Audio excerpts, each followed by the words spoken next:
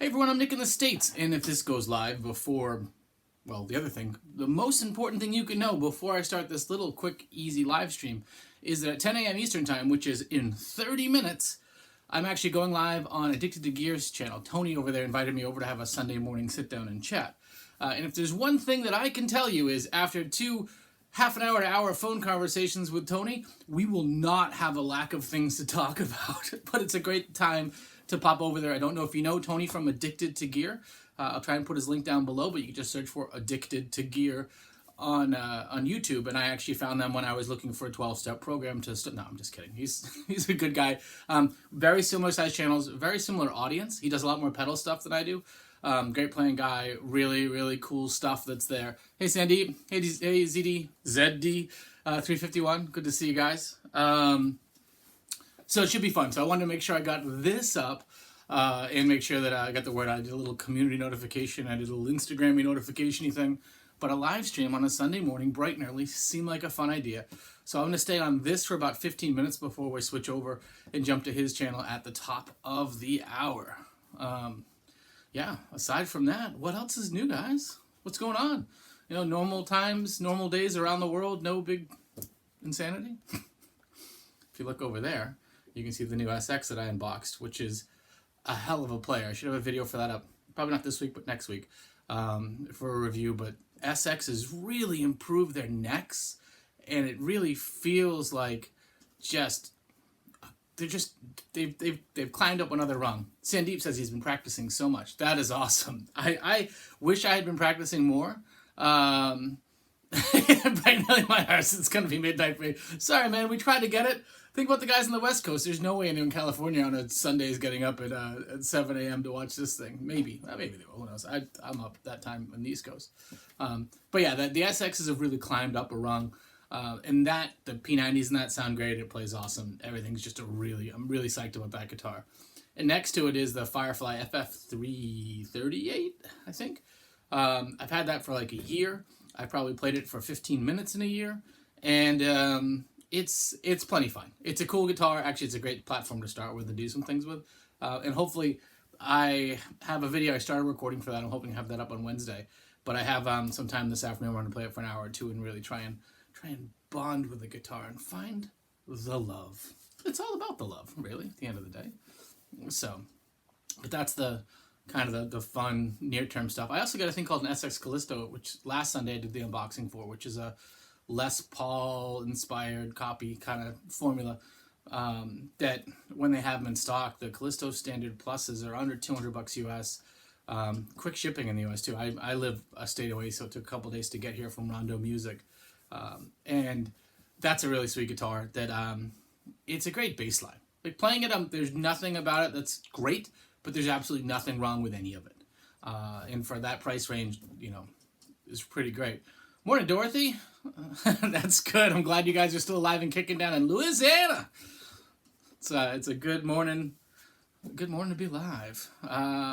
Nicholas Golding said, ready at 10. That's awesome.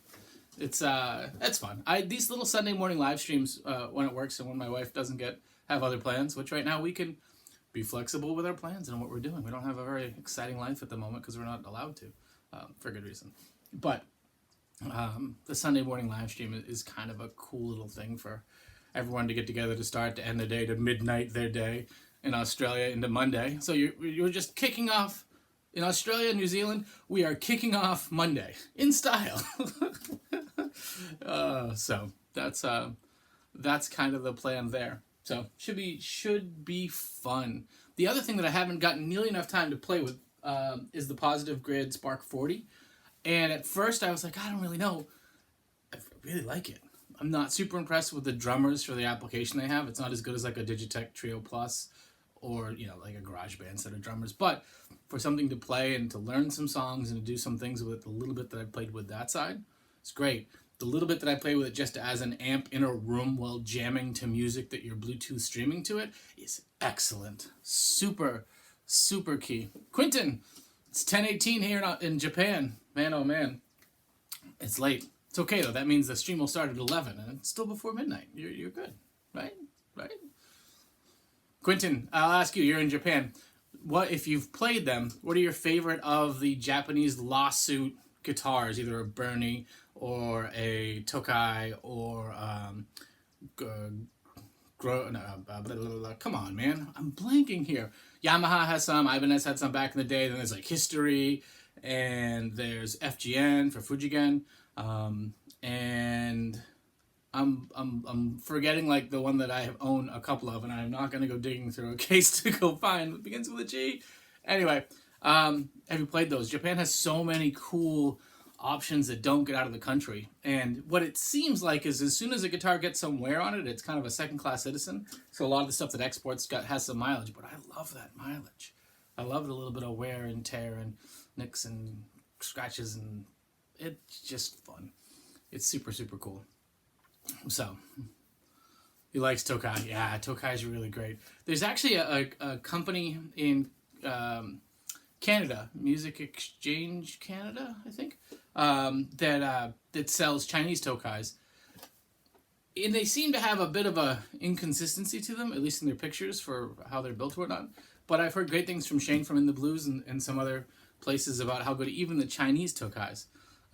The Japanese ones are excellent. I actually, when I bought it, my first Gibson Les Paul thing, it was a traditional plus with a plus top, beautiful guitar.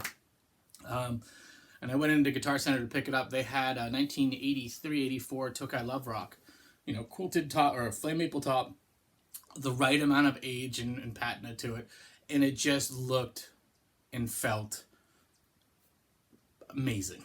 Had personality, had a life to it. Sigma, I forgot about Sigmas, man. That's been a while. A Sigma acoustic 10 billion years ago was pretty sweet.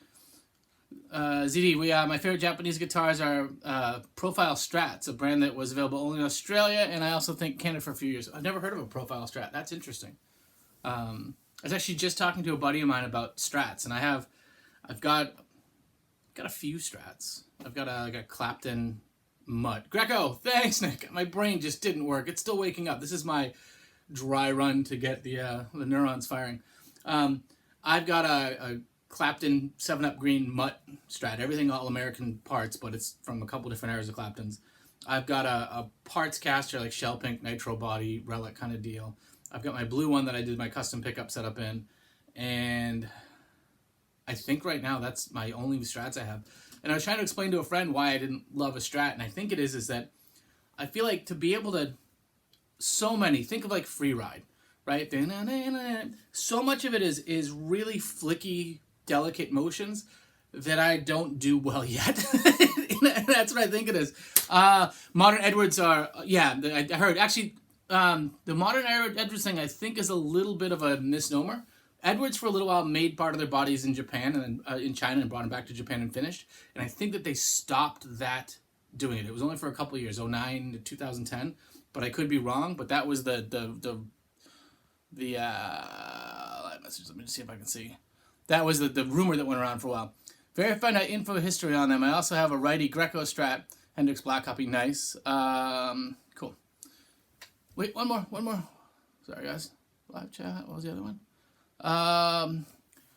What would you consider is your most expensive guitar? I will show you my most expensive guitar right now. This guitar I did not buy. I definitely didn't buy new because it's 1962.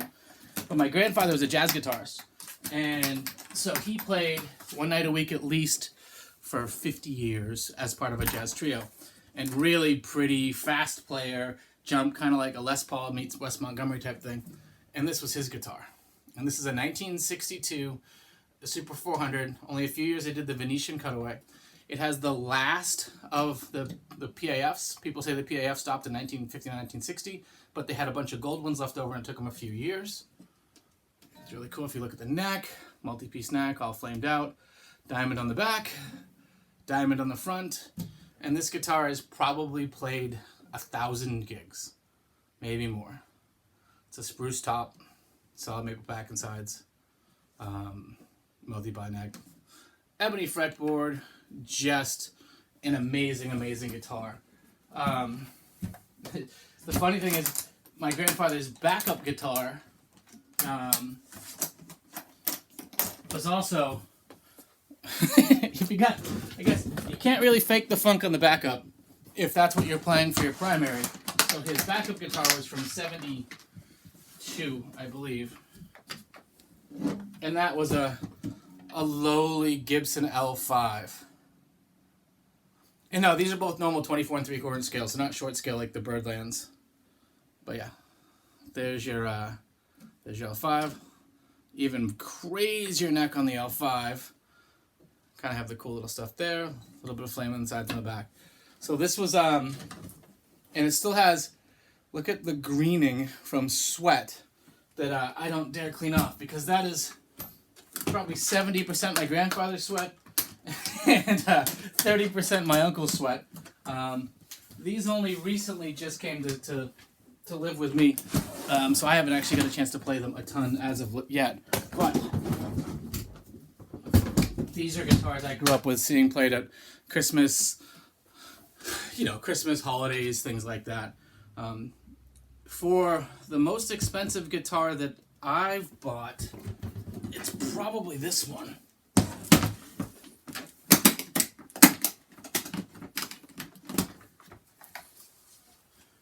This is my 40th birthday present to myself, a 1976 Gibson Les Paul factory original 3 pickup. It's got a DiMarzio Super Distortion in the middle, a DiMarzio 59 in the neck, and a DiMarzio,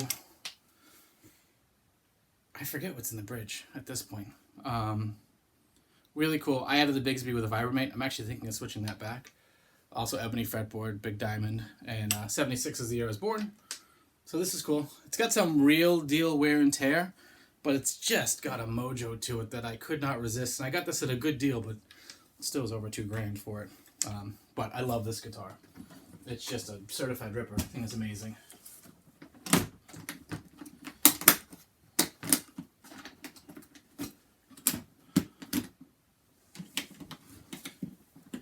One sec, I just saw the thing go by. Live chat. Do you have any pre-Nolan era Gibsons? So yeah, so both of those, the Super 500, Super 400, the L5 were both pre-Nolan, and this Dan Hawkins' Darkness out of the Bigsby to plays Black Beauty. Well, see, there you go. This is my 1958 Gibson ES225 that I added a Bigsby to as well. Switch. Those had a trapeze bridge. Non-original pickup. The pickup's actually a Lawler P90. This guitar I bought as a husk and was going to make like a Switchmaster copy 3 pickup thing. And it came in and is in better condition than pretty much every new guitar I have ever bought. And it's a 1958. So I just put a pickup back in it. Made it as original as possible. It's just dust right there. So yeah. So that's my pre-Norland era one. Tell you what, the Norlands get knocked for a lot of reasons, and some of them are, definitely understandable. The pancake bodies are just, they could lie and tell you 1,000 reasons why they did them, but it's just a cheap out, and it was more inexpensive material costs. They're heavy. They cut some corners, but they still just rip. I mean, absolutely built like tanks. Live forever. If the headstock hasn't broken off yet, don't break it off yourself. You'll be fine. So those are the things. So for the pre-Norlands, hey, John Coulter, I almost missed you in your sweet, like the shirt too. Thanks, man. What's going on, John? I have, what else do I have here? Pre-Norland stuff. I just had an ES125. So my Uncle Jeff's selling off his collection, which is a lot of Gibson. So I've got a 67. When did Norland buy Gibson? So I have a 67, one pickup, 175 in the other room. I've got a 70s, almost black walnut 345. And that's it. And I have a blue Corvus. Go look that up and scare your children. It's a nightmare fuel looking guitar. So those are all here. But for my personal collection, it's just that 225 is the pre-Norland, and then the Super 400. So I almost bought a Les Paul Jr. Music Around Boston had one. And I went in there and Vic, the manager, put it in my hands and said, "Do you think you have to play this?" It's like $4,000, which is actually amazingly a deal on that. Had a couple things replaced on it, but I had so much mojo and just played so well. And I didn't do it, and I'm kind of happy given how things are now, money-wise and everything else, that I didn't buy it. But But yeah, that's a ridiculous guitar. Hey, Danny West, don't have any pre-CBS Fenders. I have very few Fender guitars in general. Right now I've got, I think for real deal stuff, it's just my American Vintage Hot Rod Telecaster. Aside from that, I have it's all Fender, everything Fender parts, but it's kind of a mishmash, Clapton Strat, and that's it. The in-house here, though, I have a 72 CBS, a 78 CBS, and an 83 kind of Dan Smith Strat. They're all about to get listed. There's always a few dogs on the classics, some frequency good ones amongst the so-called rubber shears. Yeah, and that's how it goes. There's some magical things in there. They're, one of the Gibson's best guitars they ever made was the Heritage 83 Les Paul, which was basically a return to trying to make a 59 Les Paul. Those were just great. I have friends that play the Paul, the SG, mahogany things, and for what they do, the guitar is just the ultimate tool for them, and they absolutely love them. So any era has their dogs, and you can go and mine through too to find great ones. Imagine 20 years from now, people look back on the 2014 Melody Maker, which you can still get for $500 or $600, but it's a full-size headstock, Les Paul body, slightly thin, comfortable cutaways. It's a very cool, comfy guitar. P90s, I have mini hums in mine, and people look back on those and be like, that's a steal in an era that Gibson then put Auto Magic tuners and weird nuts and all their stuff. So yeah, as good or as bad, they're still our gems. And like today, we're just spoiled, top to bottom. Guitars are so good, and even like so that SX, which rips, I would if I gigged, I would play it in a gig tomorrow all night. Was $130 US. That's it, and there's nothing wrong with it. It's an excellent neck. The pickups rip. It's a pretty simple formula. There's no trem. There's no anything like that.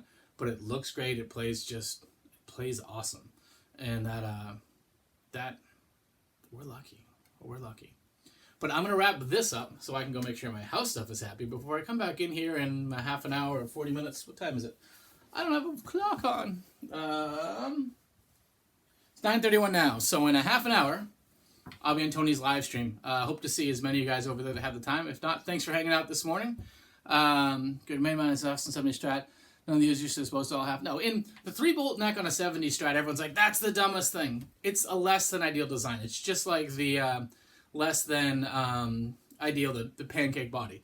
Kind of dumb in hindsight. With that said, they're still fine. Right? They're just a break from the norm and that kind of stuff. So the 70 Strats, the only problem is they're all trying to be 70s Les Pauls in weight. And 70 Les Pauls in weight are trying to keep your boat in place because they're just ridiculously heavy. Cool. All right, gents, and ladies too. There was a lady. I saw a lady's name at least. So with all that, I've been Nick in the States. Yes, indeed, folks, I have issues, and it's been a pleasure sharing with you. And please pop over to Tony's, and if you like a spot, like, comment, subscribe, do all the things you want to do. Thanks, guys. Take care. Have a great Sunday if I don't see you on the other channel. Bye.